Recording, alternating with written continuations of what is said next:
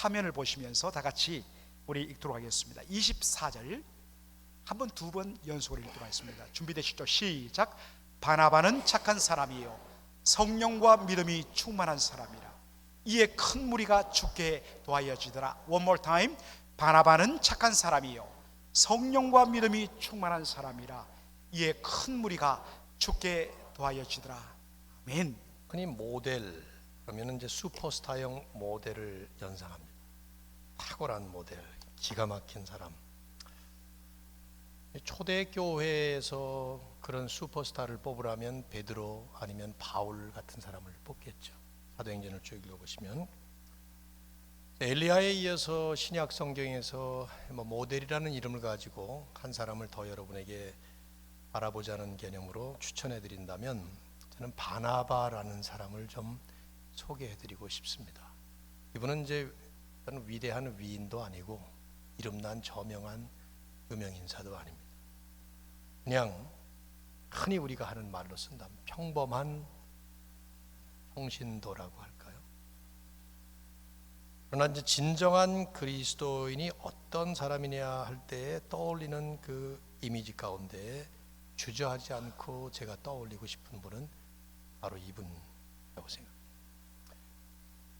이분 없이는, 바나바 없이는 초대교회 역사가 우리가 보고 있는 사도행전처럼 쓰여질 수가 없었습니다. 바나바가 아니었다면 초대교회 역사는 그렇게 진행될 수조차도 없었습니다. 짧은 시간이지만 이번엔 좀 설교를 좀 짧게 하려고 그러는데요, 이걸 증명해 드릴게요. 어떻게 증명하느냐? 성경을 통해서 증명하겠습니다. 사도행전을 읽다가 보면 바나바에 대한 말씀들이 몇 군데가 나와요. 제일 먼저 4장 36절, 그 다음에 두 번째로 9장 26절, 세 번째로 11장, 그 다음에 15장, 16장 이렇게 몇 군데 나오고 바나바는 그 이후에는 초대교회 역사의 무대에서 사라집니다. 바울이 등장하면서 사라지게 되는데 성경 본문을 짧게 한번 보도록 하시죠. 사도행전 4장 36절, 37절 한번 띄워주실 텐데 한번 같이 읽겠습니다. 시작. 구브로에서 난 레위족 사람이 있으니 이름은 요셉이라 사도들이 일컬어 바나바라 번역하면 위로의 아들이라 하니 그가 밭이 있음에 팔아 그 값을 가지고 사도들의 발 앞에 두니라. 사도행전에서 바나바가 처음 소개되는 첫 번째 본문의 말씀이에요. 이 사람의 이름은 유대의 아주 흔한 이름이었던 요셉이었습니다. 이 본문을 그냥 띄워주시죠. 36절을. 요셉이라는 이름을 가진 사람이었지만 그 당시 초대교회 사람들이 이분을 부를 때는 바나바라고 불렀어요. 바나바라는 말은 바는 아들, 나바의 아들 그 말이에요. 바돌로메, 돌로메의 아들, 바디메오, 디메오의 아들. 이런 것처럼 바나바, 나바의 아들 그 말인데 나바는 히브리어의 나비에서 왔습니다. 선지자라는 말이고 권면이라는 뜻이 있고 그런 위로라는 말이 있고 그래요. 그래서 우리말로 여기에 번역을 아예 붙여놨죠. 위로의 아들이라는 별명을 가진 분. 여러분, 어떤 사람이 별명으로 알려질 때는 그 별명이 뜻하는 특징을 가지고 있기 때문에 그렇죠. 여러분도 아마 혹시 별명 가지신 분 있으신가요? 저도 친구들 가운데 우리 애들이 별명이 많았는데 지금 생각이 다 안 나고 그 중에 하나에는 생각이 나요. 아이가 아니죠. 저하고 나이가 동갑이니까 이제. 뻥튀기라는 애가 있었어요. 뻥튀기. 왜 뻥튀기였겠습니까? 말만 하면 뻥을 튀기니까. 아버지가 경찰서장이라 그랬다. 대학 교수라 그랬다가 하여튼 왜 그러는지 모르겠어요. 참 착한 친구인데 하여튼 말만 하면 이렇게 뻥을 튀겨요. 이렇게 튀기는 거예요. 악한 거짓말은 아니고 그래서 걔 별명이 뻥튀기였어요. 바나바라는 사람은 위로의 아들이라는 별명을 받을 만큼 말만 했다 하면 남을 위로해주고 이 사람이 등장했다 하면 다른 사람을 세워주는 그런 사람으로 그 당시 초대교회의 모든 사람에게 알려진 것이죠. 실제로 바나바가 사도행전에 계속 나타날 때마다 일관성 있게 이분은 남을 세워주고 격려하는 모습으로 나옵니다. 그 첫 번째가 37절이에요. 어떤 일을 했는가? 밭이 있었는데 그 밭을 팔았습니다. 그래서 그 값을 가지고 사도들의 발 앞에 두었습니다. 이 밭이 얼마나 큰 밭이었는지, 판 값이 얼마나 많은 돈이었는지, 그 돈으로 얼마나 많은 사람을 구제했는지 성경은 그렇게 얘기를 하진 않아요. 몰라요. 그래서 그러나 세 가지를 요 두 절 속에 뚜렷하게 보여주는데, 이분이 레위인이었다고 하면서 밭을 가지고 있었고 그 밭을 팔았다는 얘기는, 레위인들은 그 당시에 부동산을 소유할 수 없었습니다. 여호수아서에 땅을 12개로 분배를 하면서 12지파에게 나눠주지만, 레위인들은 12지파 가운데 들어가서 땅 소유 없이 그냥 그들이 주는 11조 가지고 살았던 사람들이 레위인들이니까. 그런데 이분이 레위인인데 밭을 가지고 있었다. 성경학자들은 다 공통적으로 이 밭은 그분이 돌아가시게 되면 매장하게 될 매장지 밭이었다, 이렇게 보는 것이죠. 유대의 매장 문화도 한국 못지않게 아주 중요한 문화를 가지고 있죠. 그래서 여러분이 창세기 보시면은 아브라함이 자기 부인 사라가 죽었을 때 그 막벨라 굴을 사느라고 뭐 아주 거기 우여곡절이 나오지 않습니까? 어쨌든 하나밖에 없는 자기가 죽으면 들어가게 될 가장 소중한 재산, 그 소중한 땅 하나, 그걸 팔아서 교회에다가 헌납을 한 거예요. 누굴 위해서? 교회를 위해서, 성도들을 위해서, 궁극적으로 하나님 나라를 위해서 헌납한 것이죠. 또 하나, 그 당시 예루살렘 교회는 이런 식으로 교회에 헌납하고 헌금하고 한 사람들이 한두 명이 아니에요. 사도행전 2장 44절과 4장 31절을 보면, 4장 32절 특별히 보면 모든 사람이 자기 재물을 팔아 자기 것을 자기 것이라고 주장하는 사람이 하나도 없었다. 그러니까 예루살렘 교회가 몇 명이었는지 모르지만 거의 다가 전부 내 돈, 내 돈, 내 옷, 내 옷 할 것 없이, 옷 두 벌 있으면 한 벌 주고, TV 2개 있으면 하나 주고, 쌀 2가마니 있으면 없는 사람 1가마니 주고, 이런 식으로 전부 완벽한 공동체로 서로가 서로를 위해서 다 내준 것인데, 유독 아무도 이름을 적지 않고 바나바만 이름을 기록하면서 밭을 팔아서 냈다 하는 얘기로 기록한 걸로 볼 때, 이건 대단히 큰 밭이었든지, 아무튼 아니면 예수님께서 칭찬하셨던 그 과부의 2렙돈 2동전을 냈지만 생활비 전부를 넣었다 하는 것처럼 어마어마한 희생적인 헌신이었다는 것을 은근히 시사하는 것이죠. 세 번째, 더 중요한 것은 사도행전을 기록한 누가가 성경을 기록하고 있는 방식이에요. 이 말씀 바로 다음에 이제 5장 1절이 펼쳐지게 되는데, 거기 아나니아와 삽비라는 사람이, 그 사람들도 뭐 때문에 했는지는 모르지만 아마 피어 프레셔 때문에 그랬겠죠. 남들이 다 아니까 자기들도 재산을 팔아서 교회에다가 헌납을 하는데 그 중에 얼마를 감추고 얼마만 냈습니다. 그렇죠? 내용 아시죠? 그래서 그 자리에서, 현장에서 부부가 다 즉사합니다. 참 무시무시한 장면이에요. 야, 헌금 속였다가는 큰일 나겠구나. 작정 헌금 했다가 떼먹었다가는 이거 그 자리에서 현장 즉사하는구나. 이렇게 해석하시면 안 되는 거예요. 2000년 동안 이런 일은 없었으니까 예외적인 일이죠. 왜 그런 예외적인 일을 하는가? 하나님께서 이 특별한 교회 시대를 여시면서 특별한 의미를 거기다 부여하신 건데, 이제 중요한 것은 바나바와 연결을 해보면, 아나니아와 삽비라는 사람이 그렇게 헌납을 했을 때 베드로는 성령에 충만해서 그를 향해서 그렇게 말하죠. 내가 사탄이 내 마음에 가득하여 성령을 속였도다. 그 자리에서 죽는 거예요.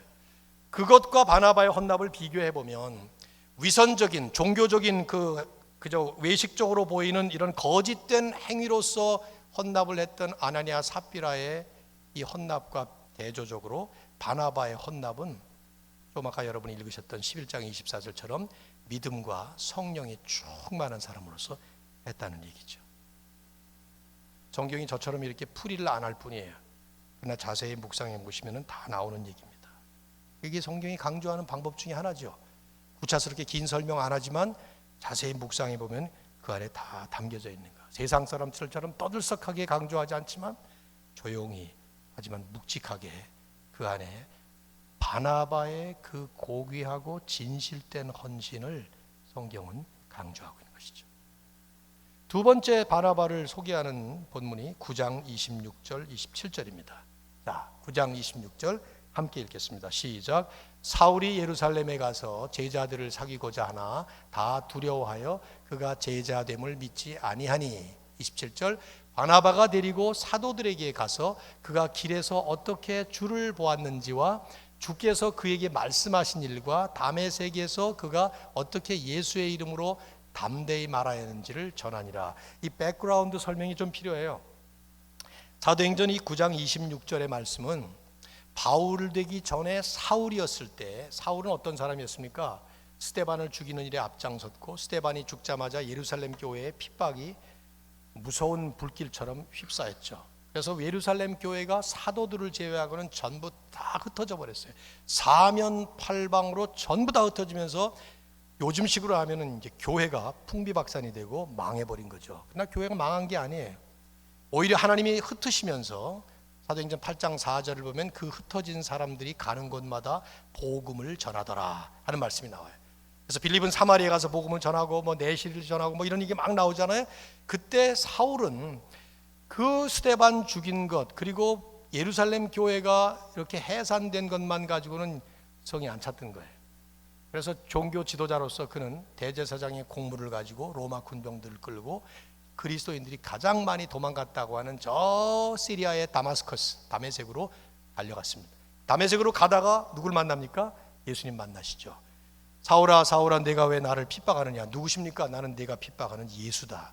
거기서 완전히 꼬꾸라져서 바울로 바뀌죠. 이제 이름도 바꾸고 그러면서 바꿔서 그때부터 사도 바울은 전도자가 돼서 다메섹으로 가서 그리스도인들을 잡아오려고 가다가 오히려 전도자가 돼서 거기 가서 전도를 한 거예요. 근데 바울이 가만히 생각해 보니까 아무래도 내가 본부 교회인 예루살렘 교회에 가서 사도들로부터 공식적인 오피셜 어프로벌을 받아야 되겠다 생각을 하고 예루살렘에 내려간 것입니다. 26절은 그 말이에요. 사울이 예루살렘에 가서 제자들을 사귀고자 하지만 아무도 만나줄 생각은 안 했어요. 이해되는 얘기 아니에요. 어저께까지만 해도 사람 죽이고 막 때려잡고 그러던 깡패가 어느 날 갑자기 맥클린 한인장로교회에 나타나가지고 나 예수 믿었습니다, 나 집사시켜 주시오. 그럼 그거 하겠어요? 한국에 가면 조폭교회가 하나 있어요. 조폭이 뭔지 아시나요? 조직폭력배. 그 교회는 전부 다 전직 조직폭력배들만 모였는데 남인 목사님이 조폭 두목이었다가 어느 날 예수님을 영접하고 크리스찬이 됐는데 이분이 내가 중국 선교를 해야 되겠다. 그래서 중국으로 선교를 나갔는데 뭐 선교가 아무나 합니까? 훈련도 안 받고 아무래도 안 되니까 안 되겠다. 고향에 돌아가서 옛날 내 옛 동지들에게 복음을 전해야 되겠다. 그래서 옛날 자기하고 깡패짓 하던 사람들을 찾아가 가지고 복음을 전한 거죠. 어떻게 전했는지는 모르겠어요.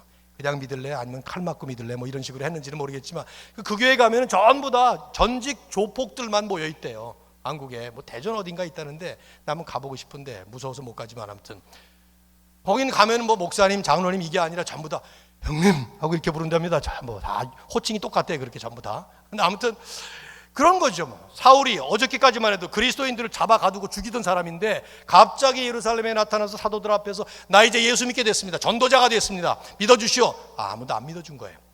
근데 26절, 27절을 보시면은 그때 바나바가 이 사울의 손을 붙잡고 사울을 데리고 사도들에게 데리고 갔어요. 그리고는 어떻게 이 사람이 다메섹으로 가다가 예수님을 만났는지, 어떻게 다메섹에 가서 복음을 잘 전했는지 이거를 사도들에게 증거해 준 거예요. 여러분, 바나바는 사울이 다메섹으로 가다가 예수님을 만났을 때 그 현장에 있었던 사람이 아니에요. 다메섹에 가서 사울이 복음을 전할 때 함께 전했던 사람이 아니라 이 말이에요. 바나바도 사울을 처음 만난 거예요. 그런데 바나바는 나 예수 믿었습니다. 그러면 믿어주는 사람이었어요. 과거에 전과가 있는 사람이었지만 극악무도한 죄를 지은 사람이지만 나 이제는 예수님 믿고 변화됐습니다. 그러면 그래요? 그 사람 안에 있는 가능성과 긍정적인 모습을 보면서 그대로 받아줄 뿐만 아니라 믿어줄 뿐만 아니라 그 사람을 천거해주고 사도들에게 데려가서 이 사람 믿어줍시다. 이 사람 믿을만 합니다. 내가 보증할게요. 뭐 이러면서 말이죠. 우리는 어떻습니까? 저도 그렇고 여러분도 그렇고 우리 특별히 한국민의 기질 같은데 우리는 이 고정관념이 있어가지고 한 번 찍히면 끝장이에요. 그냥. 제가 임마누엘교회 11년 전에 부임을 했는데 어떤 한 분이 오시더니 저보고 목사님 목회에 도움되시라고 제가 정보를 좀 드리겠다고 그러면서 하시는 말씀이 저기 아무개는 사기쳐서 남의 돈을 떼어먹은 사람, 저기 아무개는 누구하고 바람난 사람 막 이러면서 전부 남 잘못된 걸 전부. 그래서 제가 언제적 얘기입니까? 그랬더니 20년 전 얘기래요. 20년 전에 한번 잘못해서 찍히고 나니까 헤어나질 못하는 거예요. 여러분 10년이면 강산도 변하죠, 그렇죠? 사람이 변하는 것은 많은 그리스도인들이 쉽게 말하는 것 중에 사람은 안 바뀌어요. 그럴까요? 예수 그리스도의 복음이 들어가면, 하나님의 은혜를 진정으로 체험하고 나면, 아니 그리스도께서 성령으로 우리의 심령을 변화시키고 나면 10년이 아니라 10초 만에 사람은 바뀌는 겁니다. 어제 죄인이었던 우리들이 지금 이 자리에 이렇게 뻔뻔스럽게 하나님 앞에 예배드릴 수 있는 것은 예수 그리스도의 하나님의 그 은혜와 능력의 결과의 열매물이죠. 근데 10년, 20년이 지나도 찍어서 안 바꾸는 거예요. 그거 바나바는 그런 사람이 아니었어요. 나 예수 믿었습니다. 예수님 만났습니다. 이제 나 전도자가 되렵니다. 그래요? 내가 믿어드리죠. 내가 밀어드리죠. 그리고 추천서 써준 거예요. 생각해 보세요. 그 예루살렘 교회 수많은 사람들, 사도들이 아무도 믿지 않던 사람들이 바나바가 내가 보증하겠소, 그 한마디에 전부 다 받아들여졌어요. 얼마나 바나바라는 사람이 신뢰를 얻은 사람이라면 이 사람의 말 한마디, 이 사람의 추천장 하나에 사울은 바울로 사도로 받아들인 거죠. 말씀드렸어요. 증명해 보이겠다고. 바나바가 없었다면 바울은 사도가 될 수 없었어요.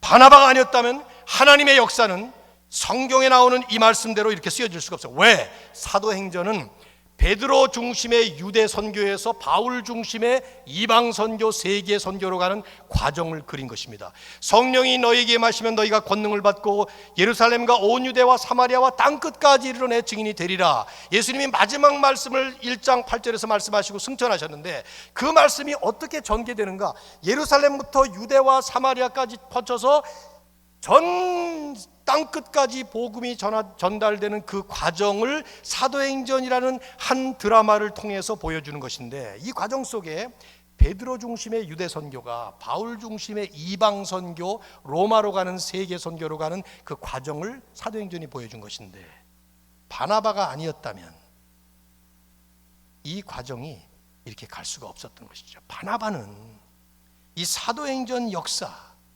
유대 선교에서 세계 선교로 가는 이 과정의 결정적인 교량 역할, 절대적인 가교 역할을 했던 장본인이죠. 그러니 바나바 아니었다면 이건 이렇게 쓰여질 수가 없었던 거예요. 성경이 저처럼 이렇게 흥분하면서 강조하지 않을 뿐이에요. 그냥 조용히 이렇게, 성경은 그런 식으로 쓴다니까요. 그러나 우리가 성령의 묵상하시게 도와주심으로 인해서 성령의 조명함으로 보면은 다 있어요. 어떻게 그럴 수 있었을까? 바나바라는 사람은 거기에 마치 답을 하듯이 11장 24절에 말씀을 하고 있습니다. 11장 24절 띄워주시죠. 아까 읽었지만 같이 읽겠습니다. 시작. 바나바는 착한 사람이요 성령과 믿음이 충만한 사람이라. 이에 큰 무리가 주께 더하여지더라. 바나바가 어떤 사람이라고요? 착한 사람. 이 착하다는 말은 이제 윗사람이 아랫사람에게 말할 때 쓰는 말이죠. 제가 아무렴 여기 연세 드신 어르신들 보고 참 우리 은퇴 장로님 착하시네요. 이건 좀 모욕이야, 그죠? 착하다는 말 애들한테 쓰는 말 아니에요. 그러니까 이 말의 뜻은 좋은이란 뜻이에요. 그냥 good, 참 장로님 좋으신 분이네요. 이건 칭찬이죠.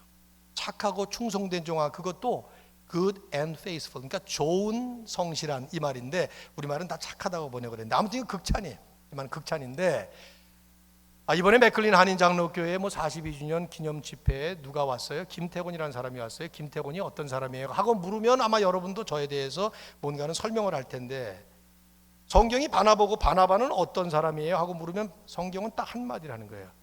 He's a good man. 좋은 사람이다. 이렇게 말을 할 겁니다. 좋은 사람. 좋은 사람. 세상에 좋은 사람은 하나도 없어요. 근데 바나바를 보고는 좋은 사람. 성경을 찾아보시면 사도행전에 바나바 외에 또 어떤 사람에게 좋은 사람이라는 표현을 했을까? 퀴즈.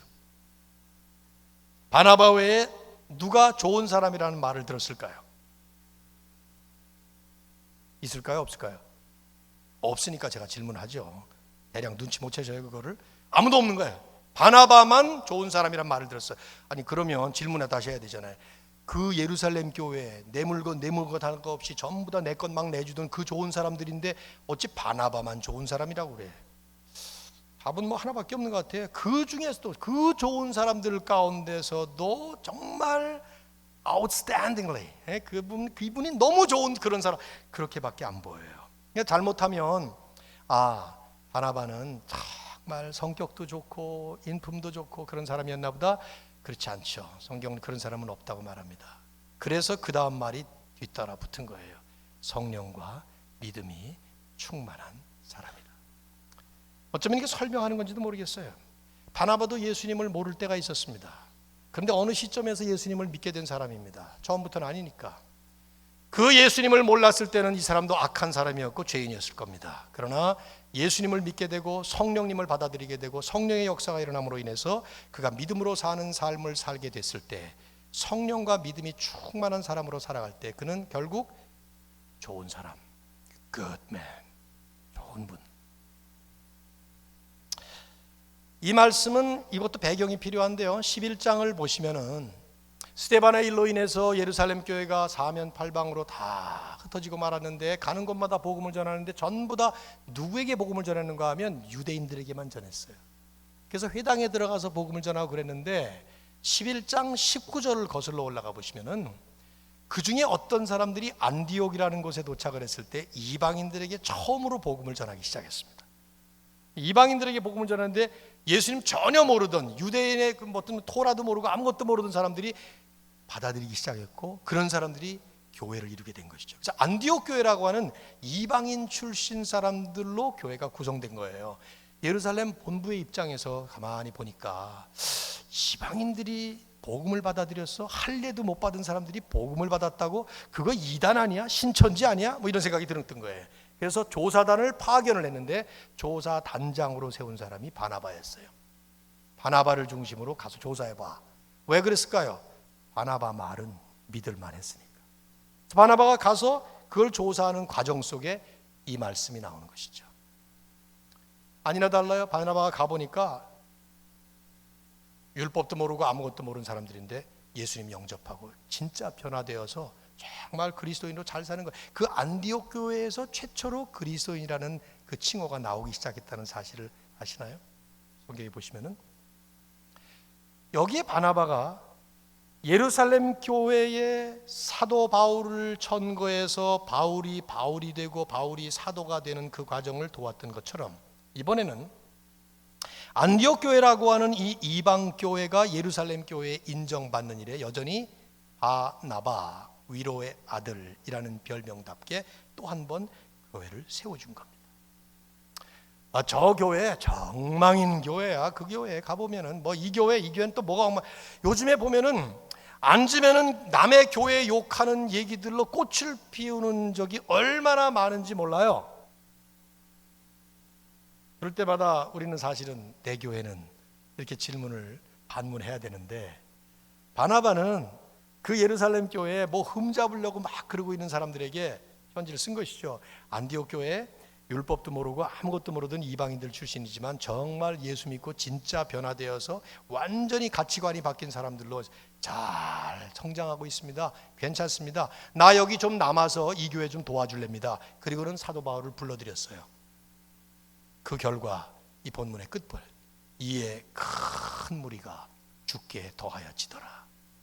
드디어 안디옥 교회가 13장부터 사도행전 28장까지 사도 바울과 바나바를 첫 번째 선교에 내보내고 그 다음에 신라를 내보내고 그러면서 4차 선교행이 쫙 진행되는, 1장부터 12장까지가 베드로 중심의 유대 선교였다면 13장부터 마지막 장까지는 바울과 안디옥 교회 중심으로 쫙 세계 선교를 향해서 나가는 모습을 보여주죠. 바나바 한 사람 때문에 안디옥 교회가 부흥했습니다. 바나바 한 사람 때문에 하나님의 세계 선교의 물꼬가 튀었습니다.